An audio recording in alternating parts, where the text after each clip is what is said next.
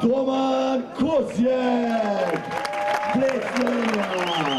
Kako ste zadovoljni z današnjim tekom, kako je šlo? Šlo je kar v redu. Čeprav na začetku temperature so bile precej visoke, tam okrog 12 ure, ni tako dobro kazalo, ampak pol se je obrnilo. Vreme, temperature so padle, prišla energija nazaj. Kakšna se vam je zdela proga? Zanimiva.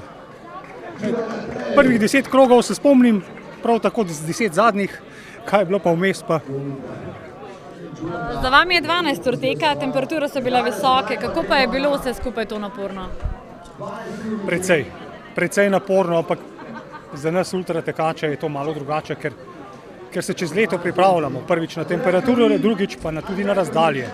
Tako da je šlo. Si v prihodnje želite še več podobnih tekaških dogodkov? Absolutno, seveda.